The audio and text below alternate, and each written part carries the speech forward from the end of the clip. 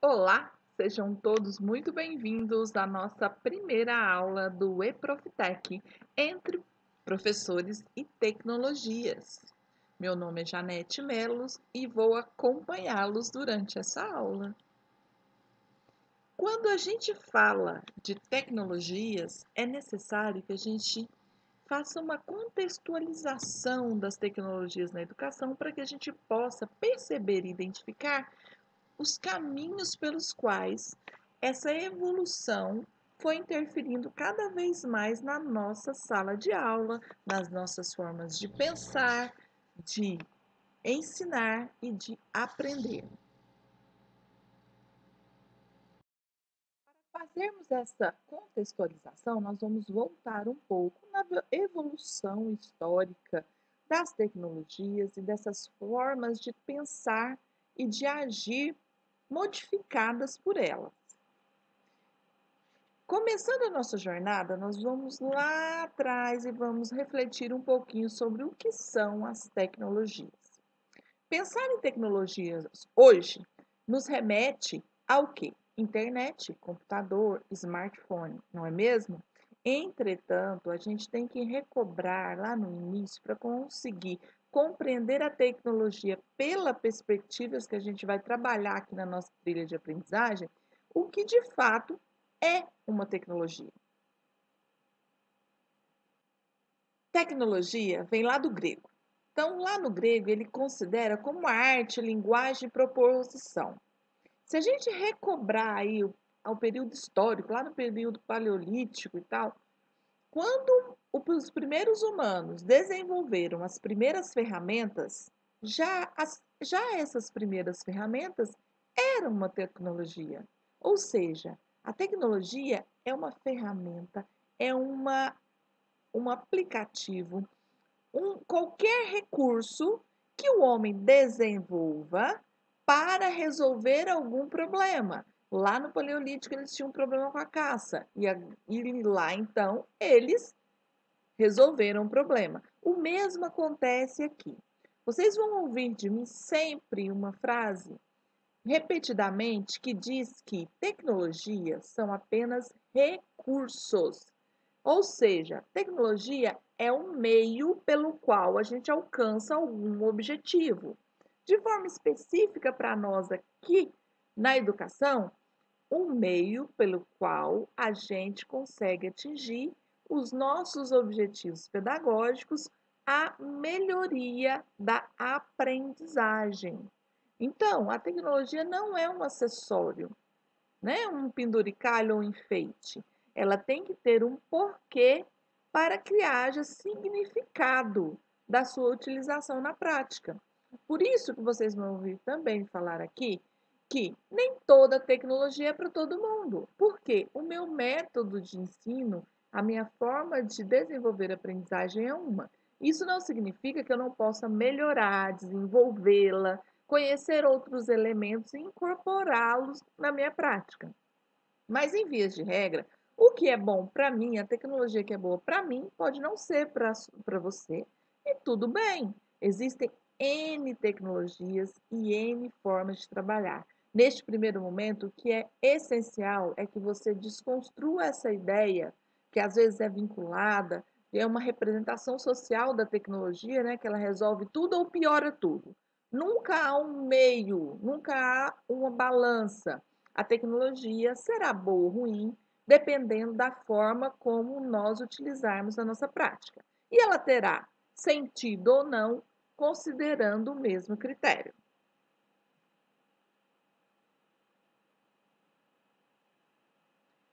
Para a gente explorar um pouquinho dessa evolução e entender, a gente vai revisitar alguns marcos tecnológicos da tecnologia na educação pelo mundo.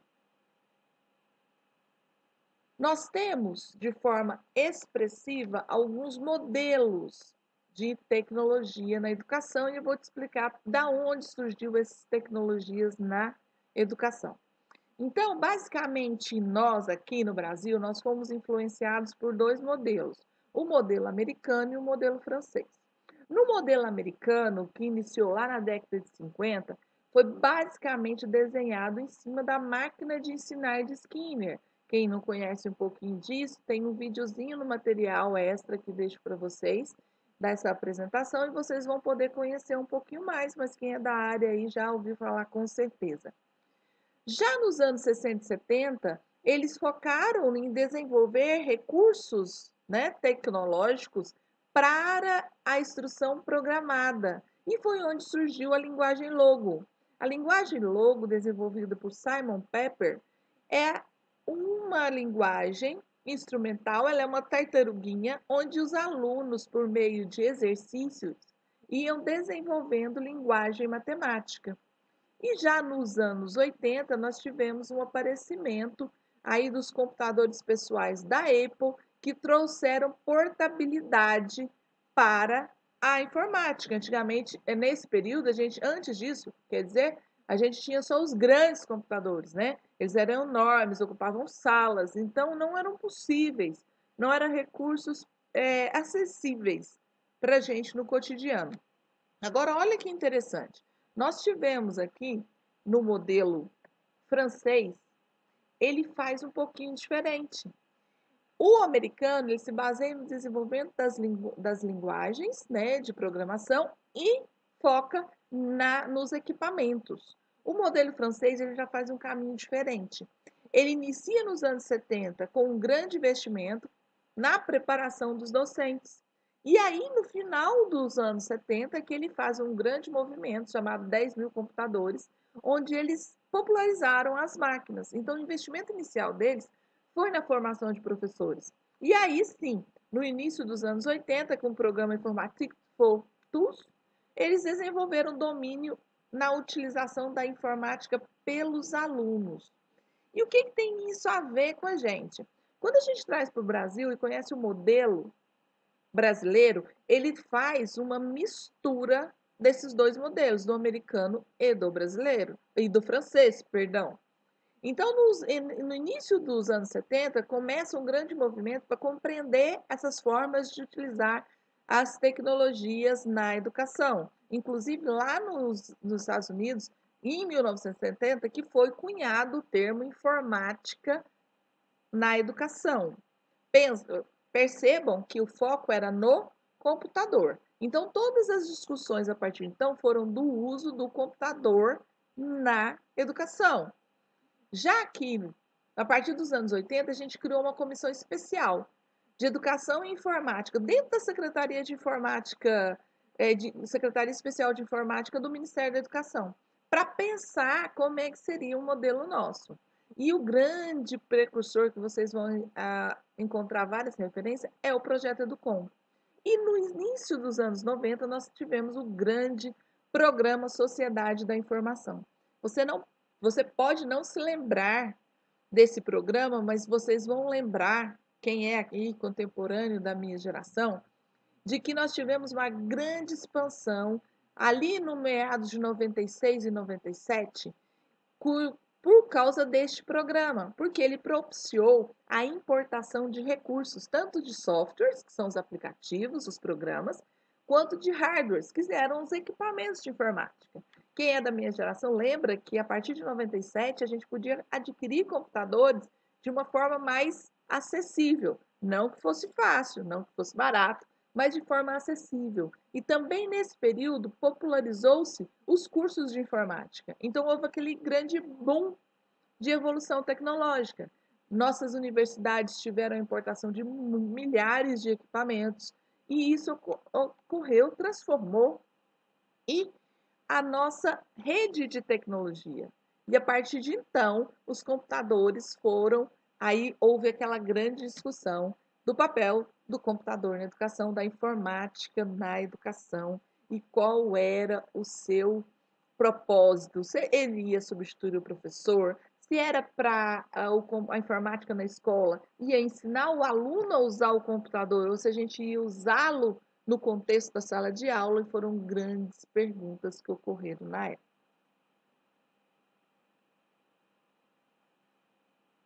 Posteriormente, era comum usar o termo informática na educação, porque nós tratávamos especificamente de computadores. E também a partir do programa Sociedade da Informação e também com o advento da internet, né, da popularização da internet, o que ocorreu?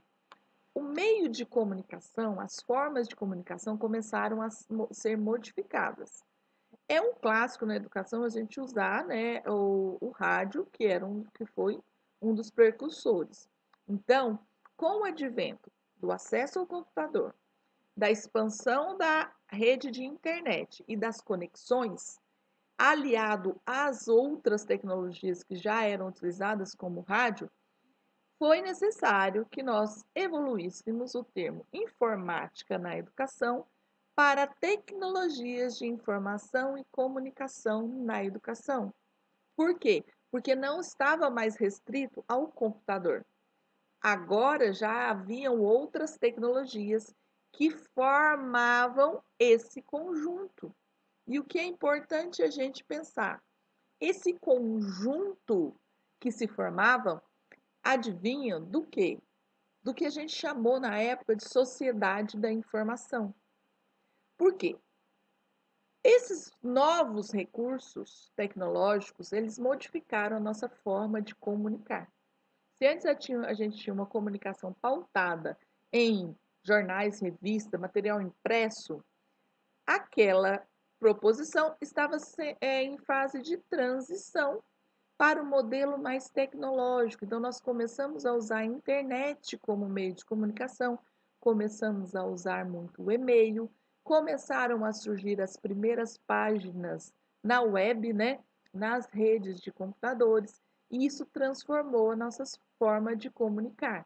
Se antes a gente basicamente era material impresso, com a rede a gente podia também compartilhar vídeos. Claro que naquela época era um pouco restrito, né? O não é tão ágil e em tamanha proporção como é hoje, mas a gente já começou a ter a comunicação baseada em vídeo, imagem e som. Então, ele agregou todos os recursos da televisão, do rádio, agregou as funções do cinema e transformou essa forma de comunicar da gente. E essa sociedade da informação ainda trouxe um mais significativo para o nosso contexto de educação e de pessoas, né? Pessoas aí histórico-críticos sociais, que foi a questão da modificação da forma como a gente compreende o conhecimento. A gente, até então, o período industrial, a gente tinha que o conhecimento era algo fechado, né? A matemática era fechada no seu campo de saber, o português era fechado no seu campo de saber e assim sucessivamente. Com essa modificação de polos, acontece uma religação dos saberes, como nos diz Boaventura Santos, que é uma das referências dessa aula.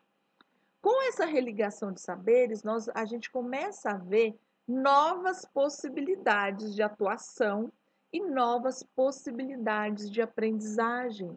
Somada às tecnologias, nós começamos a ressignificar o nosso conhecimento e ressignificar as formas como a gente aprendia até então. E também, consequentemente, como nós ensinávamos. Se antes o conhecimento estava particionado e confinado a uma caixinha, agora ele ganhava novas proposições e novas potencialidades. O texto da web, o texto da internet, ele já não era mais linear. Nele eu poderia colocar o que a gente amplamente usa hoje, que são os links. Ou seja, eu podia fazer interligações do meu saber com outros saberes de forma muito rápida. E essa religação de saberes foi modificando ou foi se aproximando com a nossa forma de pensar enquanto seres humanos. Nós pensamos de forma interligada. A gente não necessariamente pensa numa linha única e cuja a direção seja única, do emissor para o receptor. Com essas tecnologias, o que aconteceu? Nós começamos a ter multiplicidades de polos de comunicação. Ou seja, eu, ao postar alguma coisa na internet, por exemplo, na web, Eu falo de um para muitos, para milhares, assim como eu posso falar de um para um, dependendo do recurso que eu usar. E essa comunicação, ela é bidirecional. Eu posso falar e o outro pode responder, coisa que não acontecia com a utilização da televisão e do rádio, porque era só do emissor para o receptor. Tudo bem que nós tínhamos na educação as atividades escritas que promoviam alguma forma de interação, mas não tão rápido, não tão consistente quanto com as tecnologias de informação. Percebam o quanto é importante esse aspecto, porque é daí que surge a questão de o nosso aluno vir a ser um agente autônomo da sua própria aprendizagem, e daí que surge a questão do professor ser mediador, e também daí surge que o conhecimento não está acabado nem pronto, que ele está em constante evolução.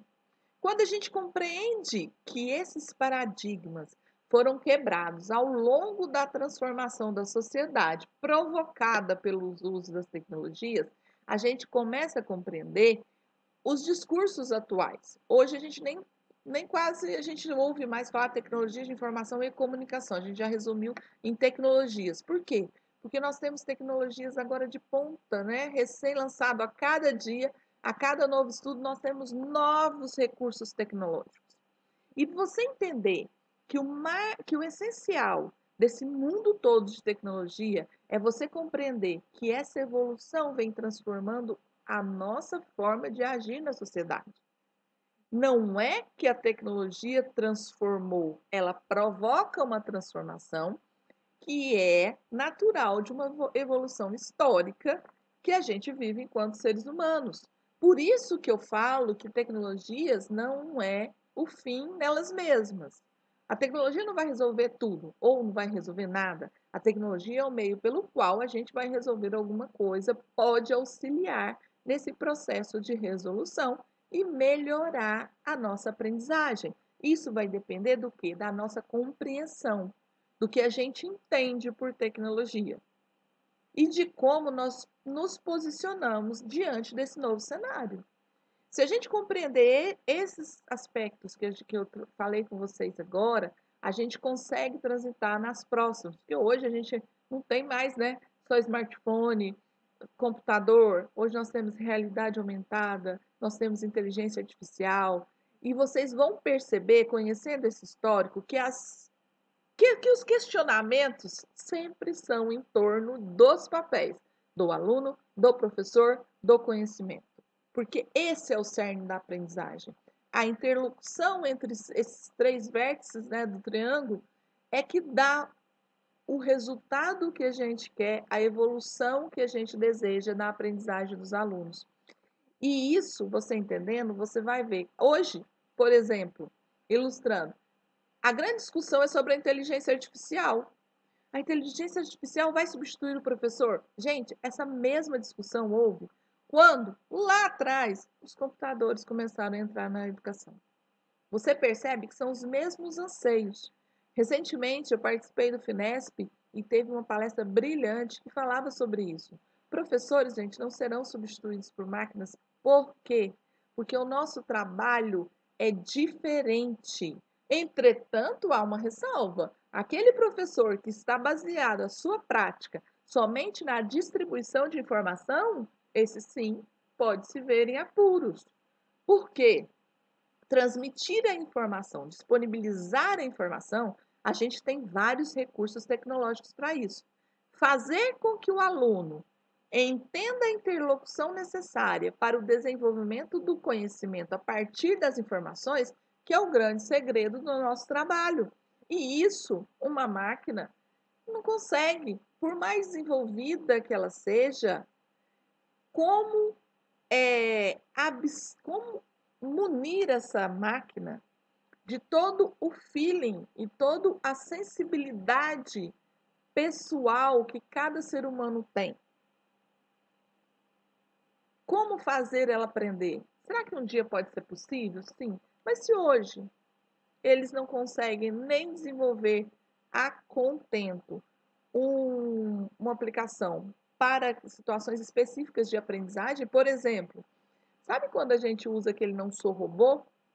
Né, que a gente identifica lá nas senhas, montes, árvores, faixa de pedestre, semáforo. Aquilo lá é um recurso para a gente ensinar a inteligência artificial a identificar as coisas, e que não é fácil. Imagine para que ele consiga identificar todas essas nuances da aprendizagem que vocês sabem, vocês estão na sala de aula e vocês conhecem bem. Então, esse é um sentido, e essa discussão entre aluno, papel do aluno, papel do professor e do conhecimento, é muito importante que esteja claro na nossa cabeça e na nossa compreensão, para que a gente possa conceber realmente a tecnologia de uma forma, ser vista e ser usada como um meio para alcançar os objetivos da aprendizagem. Não adianta nada eu ter o melhor laboratório de informática do mundo ou a sala de aula mais equipada do mundo, se a minha prática pedagógica está alicerçada em paradigmas que já foram aí desbravados, já foram quebrados, e continuarmos nessa concepção de o professor ensina, o aluno aprende, o conhecimento é pronto. Na verdade, todo mundo aprende em todo lugar, com todo mundo, em várias situações. Então é isso que eu quero que vocês fiquem bem seguros. Eu vou deixar aqui para vocês também algumas referências importantes, porque nós, professores, precisamos de referências sim, até mesmo para que, em qualquer momento da sua trajetória profissional, você precisar de referências que tratam desses aspectos que foram falados aqui na sala, nessa aula, você tenha referências. Então, essas são as referências básicas que tratam toda essa compreensão da sociedade da informação, mudança do papel do aluno, mudança do papel do professor e do conhecimento. São referências básicas, nós podemos explorar cada vez mais, né, para aprofundar esse tema. Esse é um aspecto muito interessante, muito importante que você domine nessa trilha de aprendizagem para compreender como as tecnologias atuam e como você pode utilizá-las na sua prática pedagógica de uma forma proficiente e com objetivos determinados. Muito obrigada e até a próxima aula.